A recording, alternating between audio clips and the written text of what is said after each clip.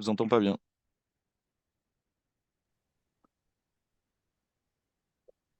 Normalement, c'est bon. Parfait.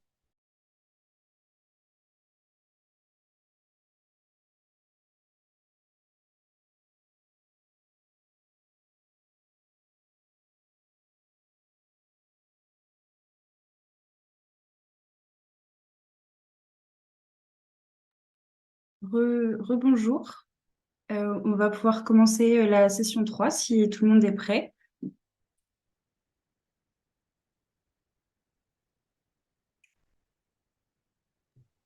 On est bien prêt. Ça marche. On règle le petit souci de diaporama et on arrive. Excusez-moi, je vous entendais pas. Est-ce que vous pouvez répéter l'information du coup? Bonjour à tous. Bonjour, on va commencer. On a un petit souci de diaporama et dans une minute ou deux, on peut Ça commencer. marche.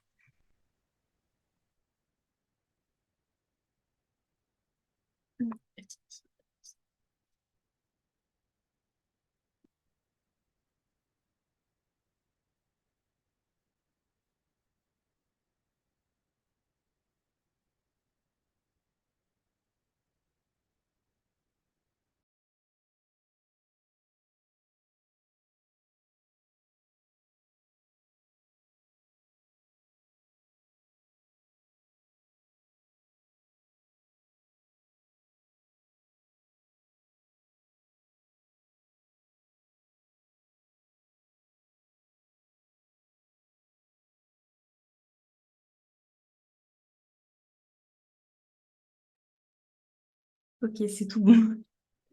Du coup, on va passer à la session 3. Donc, elle traite de la gestion des milieux en préservant la biodiversité.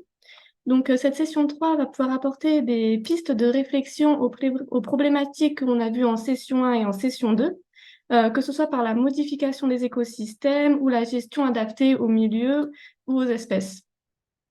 Donc, la gestion des milieux, ça comprend de nombreux modes de gestion différents qui doivent s'adapter aux différents sujets cibles.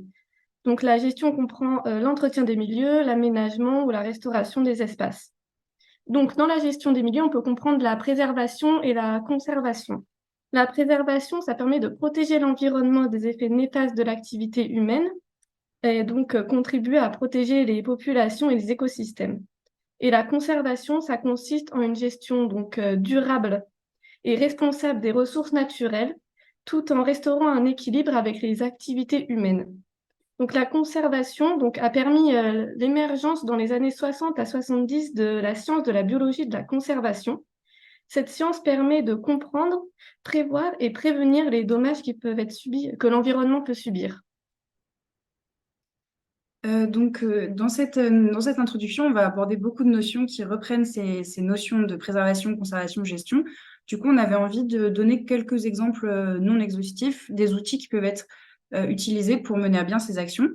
Quand on parle de préservation, on peut souvent avoir en tête l'exemple des parcs naturels ou des réserves naturelles qui peuvent du coup préserver des milieux fragiles, rares, menacés, dits souvent de haute valeur écologique. On a la mise en place de chartes et de plans de préservation. On a d'autres outils, des appellations, des protections réglementaires. On peut citer par exemple les arrêtés préfectoraux, les appellations Ramsar, les réseaux Natura 2000, les directives Habitat ou Oiseaux. Il y a énormément d'exemples.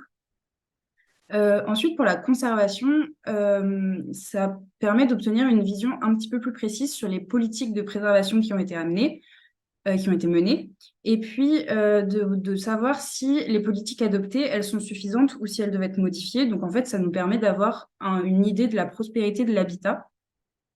Par exemple, on peut imaginer le cas d'une bonne connectivité du paysage. Ça, c'est un exemple qui permet de lier à la fois la protection des espèces qui bénéficieraient de corridors écologiques et d'une bonne connectivité, tout en commençant tranquillement à poser des questions de gestion.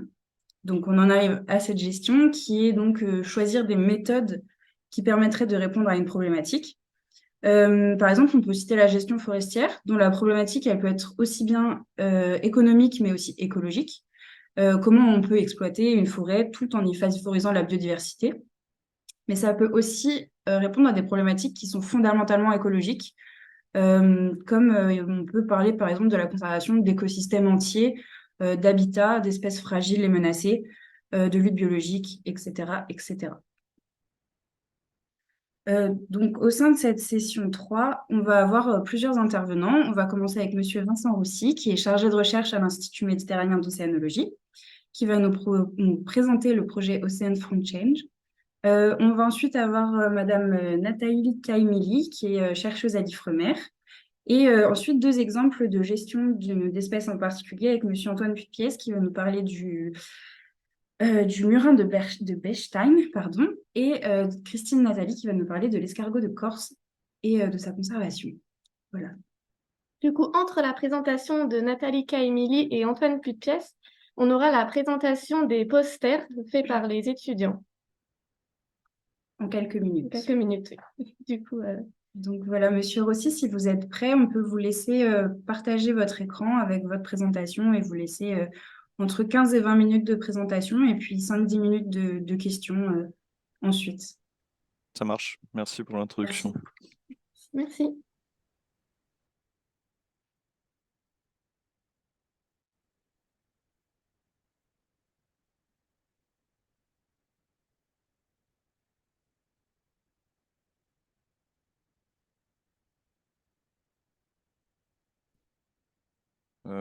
Est-ce que vous voyez bien mon écran? Oui, Vous voyez les slides, du coup? oui, Les on diapos. voit bien. Ça marche. Bonjour à tous, merci pour l'invitation. Donc, je suis Vincent Rossi, chercheur CNRS. Donc, je suis basé au MIO à Marseille en ce moment. Donc, je vous présente aujourd'hui, donc merci pour l'invitation et l'opportunité de présenter nos recherches. Donc, je vous présente le projet Ocean Front Change, qui est un projet donc, international qui a été financé par le Belmont Forum via l'ANR, et donc qui est une association de nombreux scientifiques. Certains sont listés sur cette diapositive, pas tous. Les deux grandes catégories de scientifiques qu'on a ici, c'est des scientifiques dits des sciences naturelles, tels que moi. Donc, je suis océanographe, on a des biologistes marins, on a des aliotes, des scientifiques des sciences de la pêche. Et on a aussi en fait une partie du projet qui rassemble des chercheurs en sciences sociales et en sciences de la conservation. Euh, donc, ce qui nous permet donc vraiment un projet pluridisciplinaire, comme on l'a dit, donc ce qui nous permet d'aborder des problématiques environnementales d'ordre naturel, mais en même temps avec la dimension humaine et donc, comme vous l'avez rappelé dans l'introduction, la dimension de conservation ou de gestion des écosystèmes. Alors, une introduction un peu générale. Nos océans sont soumis à de nombreuses pressions depuis plusieurs décennies. Donc, on a évidemment le changement climatique qui a déjà montré, donc qui a affecté les écosystèmes marins à plusieurs niveaux d'organisation et qui notamment contribue à une redistribution de la biodiversité marine à l'échelle planétaire et à une échelle locale, et également dans des cas plus particuliers potentiellement à des inspections d'espèces. Donc ce changement climatique, donc c'est surtout, en l'occurrence pour les écosystèmes marins, c'est surtout la dimension du warming, donc le réchauffement des eaux. Vous avez entendu parler aussi récemment, je pense, des vagues de chaleur marine. Donc c'est un peu le même concept, ces événements extrêmes de réchauffement. Et donc ça, qui ont des conséquences de redistribution des écosystèmes, mais aussi des événements de mortalité qui peuvent aller jusqu'à l'extinction d'espèces. Le changement climatique est global et pervasif, et il va aussi il modifie aussi la circulation marine, les courants marins. Et donc ces courants marins qui seront modifiés par le changement climatique, finalement, vont aussi de manière indirecte modifier la manière dont les écosystèmes utilisent leur environnement. Et donc, dans ce projet-là en particulier, on s'intéresse au front. Je vais y revenir. Et enfin, également, comme on peut le voir sur cette image ici, on a depuis plusieurs décennies, voire plus, les pressions anthropogéniques qui augmentent sur les océans. Finalement, vous savez que par exemple que la mer Méditerranée est dite en surpêche depuis quasiment, pour certaines espèces en tout cas depuis l'époque des Romains, puisque finalement dès l'époque des Romains, on a commencé, nous les hommes, à avoir des bateaux avec des voiles, donc de la puissance, on était capable de fabriquer des filets, donc directement c'est un niveau d'exploitation qui est assez important. Et donc, c'est cette pression de pêche qui augmente dans notre zone d'étude, donc je vais y revenir ensuite, qui est dans le canal du Mozambique, inclut aussi bien des ficheries artisanales, des pêcheries artisanales, qui parfois, souvent pratiquent des pêches illégales, donc par exemple qui peuvent cibler des espèces protégées. Et évidemment, les pêcheries industrielles, en l'occurrence, dans cette zone du canal du Mozambique, c'est des pêcheries internationales, donc qui proviennent d'autres pays. Hein. Ce n'est pas les pays locaux qui exploitent les ressources localement. La France en fait partie, l'Espagne, la Chine, etc. Il y a d'autres pays qui exploitent ces écosystèmes. Donc, je ne sais pas si vous voyez l'animation. J'ai montré ici une animation d'un modèle numérique qui reproduit l'océan en 3 dimensions. Donc, c'est un peu les mêmes types de modèles qu'on a pour les prévisions météorologiques, mais pour l'atmosphère, mais cette fois pour l'océan. Et donc, ce qu'on peut voir, on peut voir le temps qui passe avec donc les courants marins qui sont représentés par toutes ces lignes et les températures de l'eau qui sont représentées par la couleur des lignes. Donc, cette animation, je voulais vraiment faire passer le message que l'océan est tout sauf statique et homogène.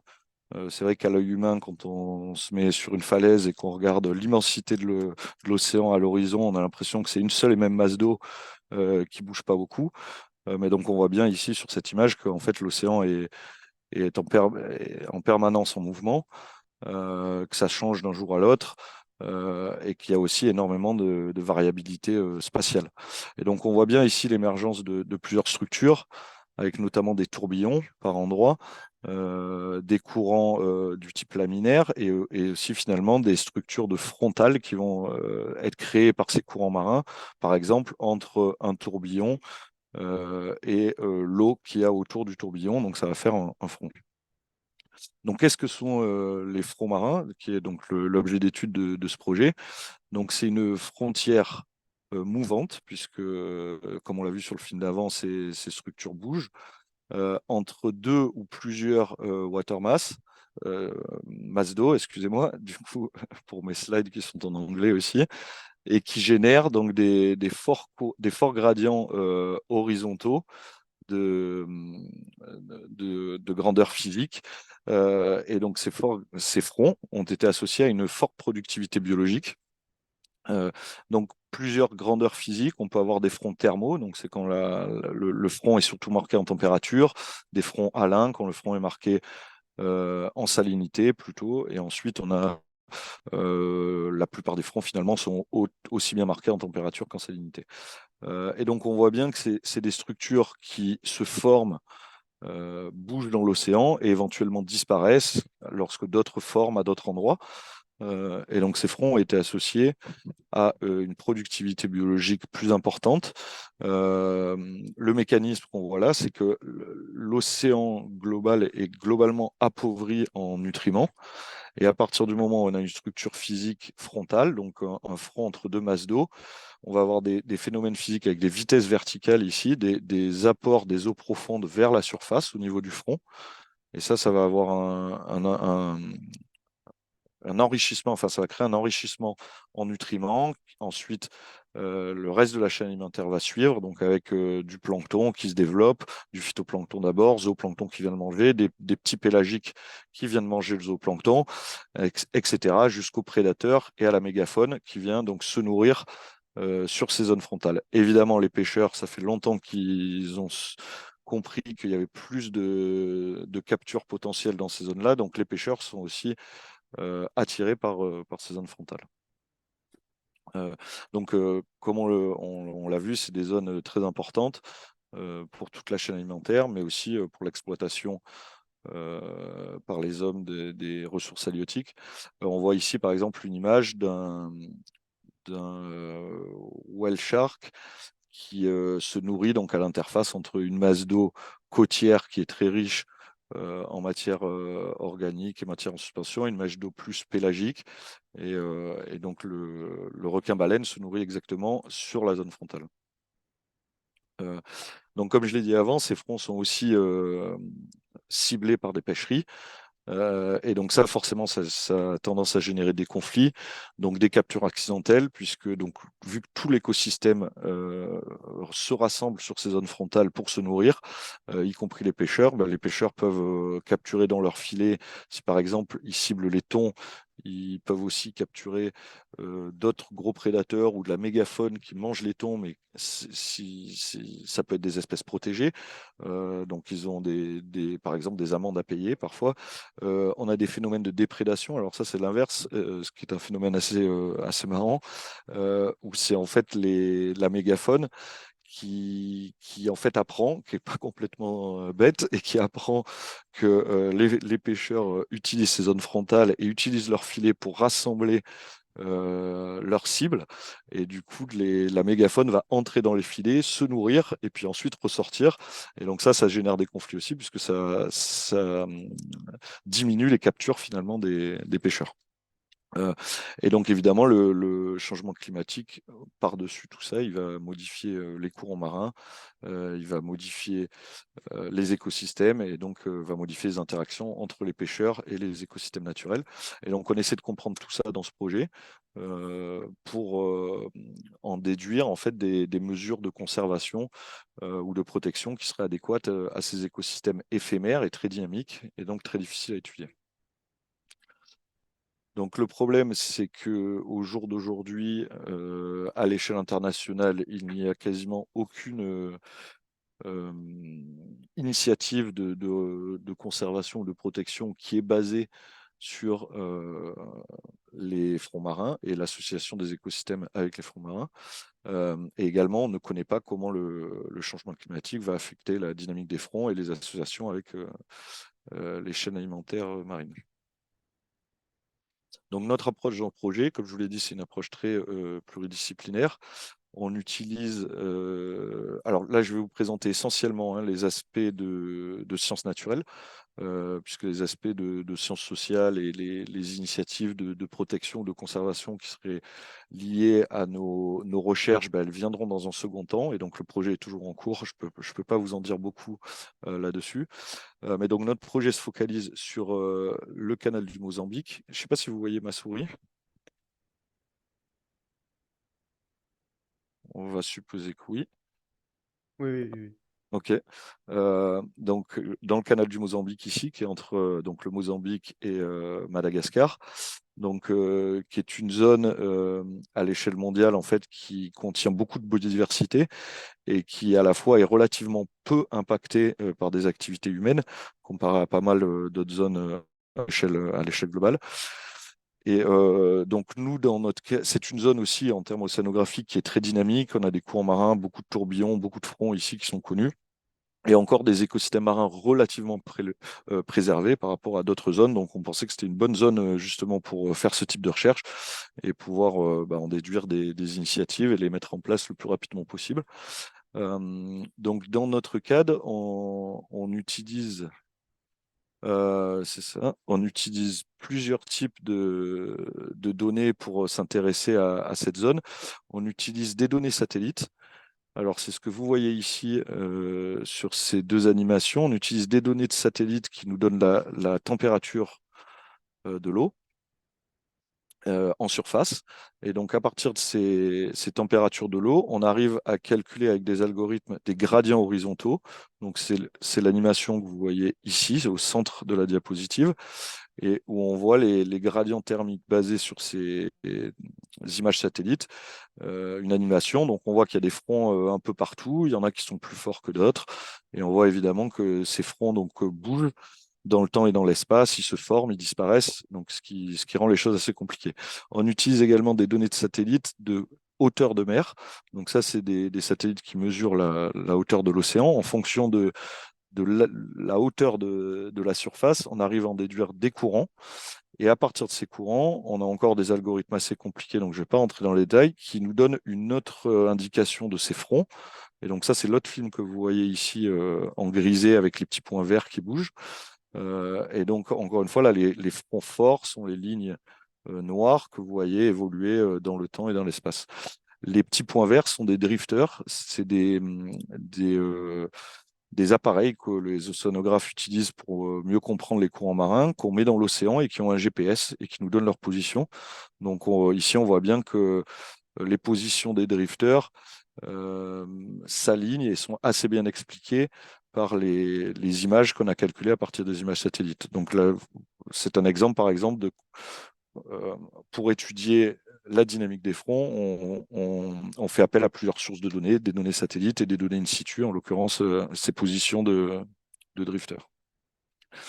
Qu'est-ce qu'on utilise aussi pour comprendre l'association des écosystèmes marins avec les fronts? C'est des données de tracking.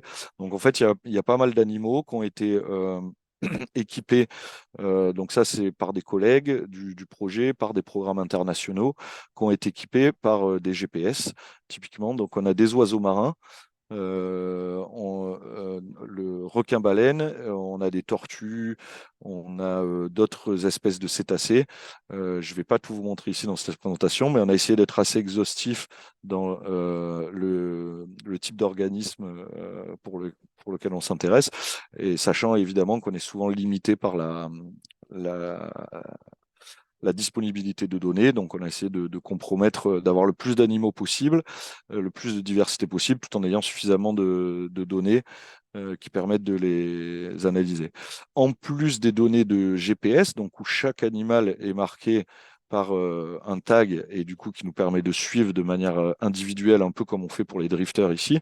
On a également des données de aerial survey, donc ça c'est des survols en avion de certaines zones, donc avec un protocole très carré, avec une trajectoire qui est prédéfinie, des observateurs qui regardent de chaque côté de l'avion et qui notent en fait le nombre d'animaux qu'ils voient, à quel endroit ils les voient, quel était le type d'animal. Et ça nous permet aussi de comparer les positions des animaux aux positions de fond. Donc ici, par exemple, alors je vais passer très vite sur les résultats, mais ici, par exemple, on voit une moyenne de toute l'activité frontale basée sur les fronts thermiques, donc des images satellites de SST. Et on a regardé cette variabilité sur, vous voyez, plusieurs décades, donc ce qui nous permet d'avoir des conclusions assez solides quant à leur occurrence spatiale. On voit qu'il y a plus de fronts près des plateaux continentaux, mais on a aussi des zones au milieu du canal ou ici au sud du canal qui sont plus riches en fronts que d'autres. Donc typiquement, ça peut servir, par exemple, si on voudrait mettre en place une aire marine protégée quelque part dans le canal, bah, on essaie de la positionner à l'endroit où il y a plus de fronts qu'ailleurs, ce qui aurait des impacts plus importants en termes de conservation. Donc ensuite, on s'est posé la question, est-ce que les prédateurs marins, donc on a commencé par les prédateurs supérieurs, hein, les échelons supérieurs des chaînes marines alimentaires.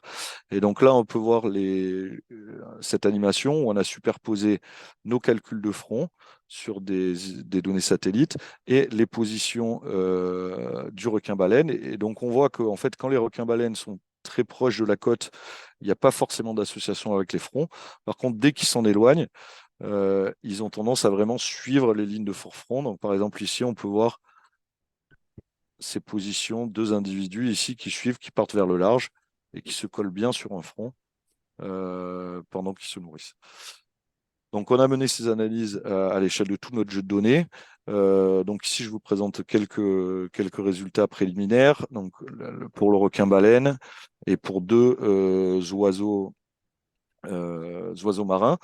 Et donc, on voit que en fait, leur distribution statistique, évidemment, les animaux ne suivent pas tout le temps les fronts, mais par contre, en statistique, ils sont plus souvent sur des zones frontales que dans des zones hors frontales. Donc, on voit bien que les fronts sont des structures physiques qui structurent l'écosystème, qui l'organisent, et qui donc peuvent être intéressantes à bien étudier dans un contexte de conservation. Ici, on a d'autres résultats qui correspondent cette fois aux données. Donc, excusez-moi, avant, je vous montrais du coup les données de tagging. Donc, ici, où chaque individu, chaque animal a été marqué par une tag GPS. Et dans cette image ici, on vous montre les mêmes résultats, mais cette fois pour les surveys aériennes. Et donc, la source de données, en fait, n'est pas aussi précise que les données GPS. Et ici, on fait des groupes d'espèces. Donc, on a tout un groupe de mammifères marins, tout un groupe d'oiseaux marins et d'autres mégaphones. On voit que dans tous les cas, on a une préférence, très large préférence en statistique. Donc, c'est ces barres-là ici. Donc, beaucoup plus de présence des animaux sur les fronts que hors des fronts. Donc, en ce qui concerne les signaux climatiques, qu'est-ce qu'on utilise pour étudier le changement climatique dans dans ce contexte-là? On utilise de la modélisation, puisqu'on n'a aucune source de données de ce qui va se passer dans le futur, évidemment. Donc, en l'occurrence, je ne sais pas si vous avez entendu parler des modèles climatiques. Donc, qui sont utilisés par l'IPCC, qui permettent de faire des projections à l'échelle globale. Donc, c'est des modèles qui sont communautaires, internationaux. Il y a plusieurs types de modèles. Ici, on regarde des ensembles de modèles. Donc, c'est la même démarche. C'est une moyenne des projections de différents modèles. C'est la même démarche qui est faite dans l'IPCC. Donc, c'est ce qui permet, malgré des incertitudes et des différences entre les modèles, d'avoir des projections fiables et robustes. Et donc, on voit clairement que l'océan Indien, dans différents... J'ai perdu ma souris, elle est là. Dans différents types de modèles, on voit que c'est un hotspot de warming. Donc ici, on a le taux de réchauffement des eaux de surface. Donc l'océan Indien et notamment le canal du Mozambique, dans différents types de moyennes de modèles, est un endroit de l'océan global qui va se réchauffer plus particulièrement par rapport à d'autres endroits. Donc c'était aussi une des raisons pour lesquelles on s'est focalisé sur cette zone-là. Par contre, ces modèles climatiques ont des résolutions assez basses et ne sont pas du tout fiables pour des analyses locales ou régionales telles que nous essayons de les faire dans le cadre de notre projet. Donc la démarche, en fait, pour Excusez-moi, arriver à... si tu peux vous demander de conclure pour Ouais, rester sur le temps. ça Merci marche, j'y beaucoup. suis presque. Du coup, ce qu'on utilise, c'est des modèles imbriqués. Donc, en fait, on prend des sorties de ces modèles climatiques et on vient forcer un modèle à toute petite échelle sur la zone qui, lui, a une résolution suffisante pour résoudre les fronts marins et leur évolution dans le climate change. Donc là, je vous montre très vite quelques résultats. Ça, c'est très préliminaire, ça n'a pas plus de 2 semaines d'ancienneté. Mais donc, on voit que ce soit pour les fronts, donc ici, on a la situation passée, la situation future ici au milieu et la différence entre les deux. Donc, on voit que pour les fronts dans le canal du Mozambique, on va avoir des zones où on aura plus de fronts, des zones où on aura moins de fronts. Alors, c'est l'inverse, je crois. Rouge, c'est plus et bleu, c'est moins.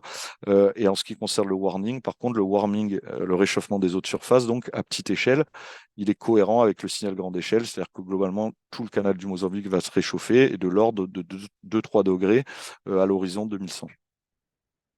Une dernière petit zoom, on a aussi des données in situ. Il y a une campagne en mer qui a eu lieu l'année dernière au sein du canal du Mozambique et avec mon équipe, donc en plus petit comité, on a déployé un mouillage au milieu du canal du Mozambique ici, qu'on a laissé pendant 8 mois, qu'on a récupéré avec une collaboration avec la Marine nationale et nous sommes actuellement en train d'analyser les données. Voilà, je crois que je peux m'arrêter là. Merci beaucoup pour votre présentation. Est-ce qu'il y a des questions? Oui, vas-y, Mathéo, si tu as une question. Bonjour, merci pour la présentation.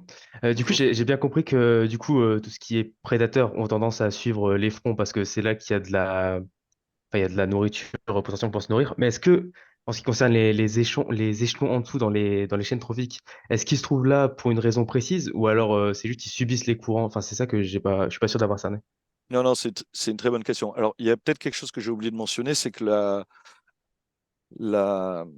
l'étude générale, elle s'applique essentiellement aux écosystèmes oligotrophes. Donc, ce qu'on entend en tant qu'océanographe en écosystème oligotrophe, c'est finalement l'équivalent des déserts sur Terre. Donc, c'est l'immensité des océans qui, globalement, sont relativement pauvres en vie marine parce qu'ils sont très grands. Par contre, on pense qu'il y a de la vie partout, mais qu'elle se concentre à des zones très particulières. Donc ça c'est déjà un premier point. Le deuxième point, ce qui attire toute la chaîne alimentaire, on pense que les raisons sont différentes selon les échelons trophiques considérés. Donc typiquement le plancton, lui, va être sensible au courant. Donc vu que les courants expliquent les fronts, le plancton va s'accumuler le long des fronts de manière passive. Ensuite, les échelons trophiques intermédiaires, tels que le poisson fourrage ou tout ce qui est on appelle ça le micronecton, c'est des petits poissons qui vivent en banc souvent ou des céphalopodes, etc., qui font des migrations verticales. Ceux-là, ils sont un peu partout, mais on pense qu'ils ne montent qu'à l'endroit où ils ont leur nourriture, donc le plancton, qui a été dérivé passivement par les fronts. Donc c'est là qu'ils remontent.